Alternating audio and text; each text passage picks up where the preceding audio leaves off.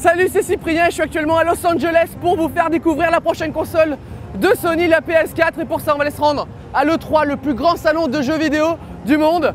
Et là, j'utilise mon pass pour rentrer car... Monsieur...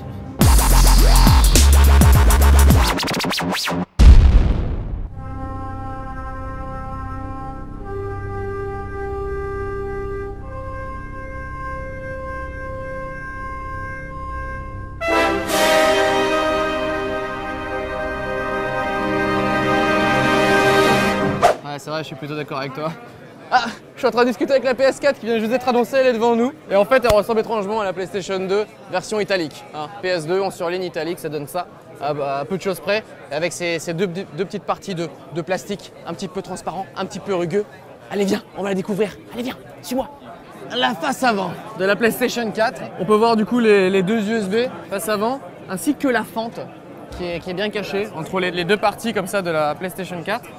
Une petite fente pour mettre, j'imagine, un CD audio, voire même un jeu. Mais où sont les boutons on et boutons eject? Parlons-en, hein. Et ben en fait, c'est sur la petite bande métallique qui fait un petit peu tout le tour de la console, comme ça au milieu, qui la sépare en deux. On peut voir le bouton on au-dessus et le bouton eject juste en dessous. Effectivement, si tu achètes la console et que tu ne sais pas l'allumer, c'est problématique. Et là, tu dis merci Cyprien Gaming, tout simplement.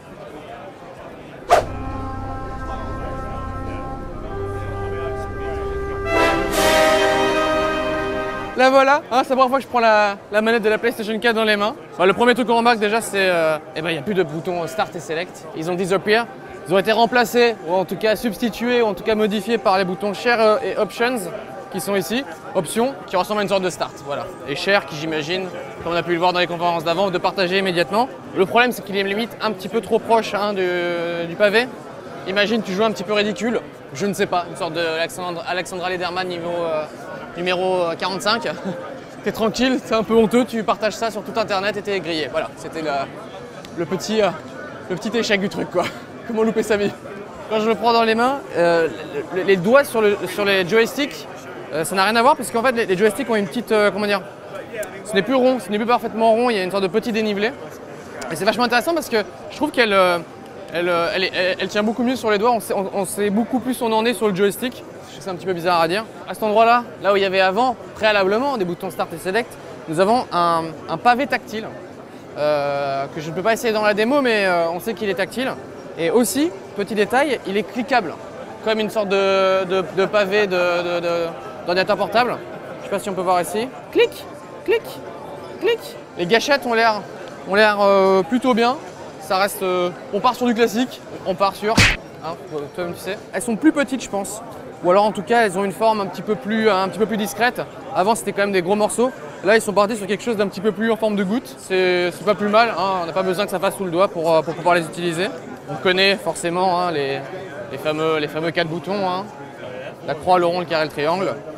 Et le bouton PlayStation au milieu, ça n'a pas bougé. Ça ne fait rien dans le jeu, mais j'imagine que c'est pour revenir au menu, un petit peu comme sur la PS3. Les couleurs, sur 4 manettes, les manettes peuvent envoyer une couleur différente. Avant c'était juste 1, 2, 3, 4 et maintenant c'est des couleurs différentes. Nous avons le bleu, le vert, le rouge et le rose. Bizarrement ils ont fait du rose, je pense que c'est pour les filles parce que les couleurs se ressemblent vachement avec le rouge, mais bon. Malheureusement sur la démo il n'y a pas de vibration, mais il paraît que la vibration a été revue aussi. Il y a 2 plastiques sur la manette, il y a un plastique qui est rugueux et très dur sur toute la face arrière et au niveau des paumes, à l'intérieur des paumes, et ce qui fait que ça tient vachement en main. Ce qui est tout l'inverse du plastique qui est dessus, qui est très lisse. Voilà. Hein, je pense que c'est vraiment très doux. Et là, c'est carrément, c'est même plus lisse, c'est carrément brillant, hein, comme un miroir. Et je pense que c'est vraiment pour que la main, ça soit agréable sur tout le reste de la main, sur tous les doigts. Et ça, c'est plutôt une bonne idée, hein, parce qu'on a eu à chaque fois des manettes qui étaient exactement du même plastique partout. Ça, c'est un peu une petite nouveauté, hein, quelque chose qu'on n'avait pas vu arriver et qu'on nous sert. Ce qui change foncièrement des anciennes manettes, c'est ça. Hein. C'est-à-dire que c'est beaucoup plus gros, en tout cas. Parce qu'avant, elle était un petit peu plus aplatie. Et là, on peut voir qu'elle ressemble vraiment à une sorte de moustache de Hulk Hogan. Voilà. Comparaison avec Hulk Hogan à côté. On est sur Drive Club. Et c'est marrant parce qu'on fait faire une photo au début. Avant, on mettait des noms en 3 lettres. AAA. Je sais pas c'était quoi votre nom. Moi, c'était CYP. et c'était chiant. J'avais le C au début de l'alphabet et le Y à la fin. Voilà. Donc Drive Club, c'est un des jeux qui sort au lancement de la console et qui est une sorte de jeu de voiture communautaire. Hein. C'est-à-dire que on joue sur des circuits et là il y a des défis qui tombent, des défis de rapidité, des défis de drift, de collision avec ses habits. Voilà. Deux moyens pour contrôler son véhicule. Soit on utilise le stick analogique, soit on utilise la motion control. Et comme moi je suis un petit peu un mec rock'n'roll, ben je prends le mission control. Voilà. Ok, c'est parti. Oh god. Oh god. Allez. Défi de rapidité. On n'y est pas. On n'y est pas du tout. Ok. Je regrette amèrement mon choix. J'aurais préféré, je pense, le stick analogique. Oh, j'avoue être un petit peu admiratif sur des graphismes de ce genre. Ah, je suis une gentille femme. Alors je suis très mauvais en créneau de base. C'est parti. On voit aussi les gestions de collision. Moi je roule pas sur la route, je suis un peu en mode campagnard. Allez là. Désolé. C'est pas moi. Défi de drift. Hop. J'ai perdu haut la main, voilà. Ah, défi avec Jérôme. Est-ce que je vais gagner? Il faut que je dépasse sa vitesse. Ah, on n'y est pas. Pas du tout. Bon voilà, j'ai échoué face à Jérôme. Je l'avoue, qui a joué juste avant. Je conseillerais bêtement de jouer quand même avec le stick analogique. Hein. C'est un petit conseil d'amis comme ça. Et là on peut voir Marcus qui avait joué juste avant. C'est assez marrant. Ça c'est vraiment le point fort du jeu et surtout le grand intérêt, c'est que de jouer avec tous ses potes. Là, je voyais le classement avec Marcus. J'ai fait une partie. J'ai essayé de faire un défi avec Jérôme. Petite revue de Drive Club, un des jeux du line-up de lancement de la PS4. Et j'avoue que ce système de défi un petit peu continu, ça c'est vraiment une très bonne idée. Le jeu est assez bluffant graphiquement. Et on passe à la suite.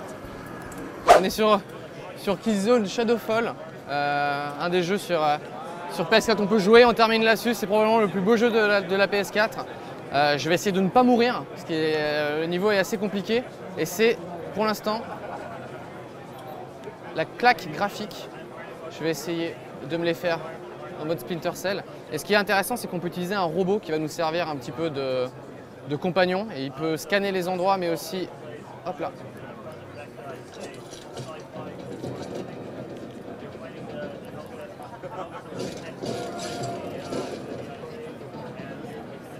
Il faut le tester, c'est vraiment une grosse claque. Sur une console de salon, c'est du jamais vu et c'est le plus beau de ce qu'on a vu pour l'instant. C'est assez intéressant, regardez, on peut utiliser la zone tactile pour pouvoir choisir un petit peu à quoi sert son robot. Je peux envoyer mon robot pour pouvoir scanner des endroits ou déstabiliser des ennemis, c'est ce qu'on va essayer de faire là.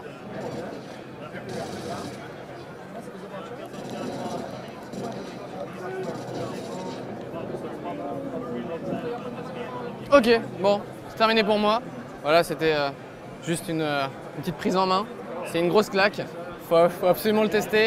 Et j'ai envie d'y jouer plus, mais regardez là que derrière, il y a 550 personnes, donc je vais pas arrêter de les faire chier. Voilà. Thank you. You're welcome. See you. Au revoir.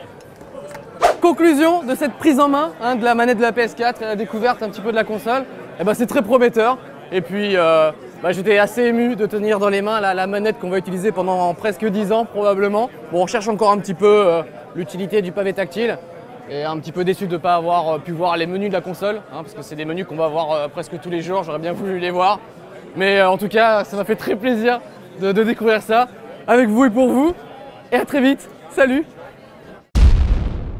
Abonne-toi à la chaîne si toi aussi tu aimes les consoles qui peuvent marcher sans connexion internet. Allez, clique!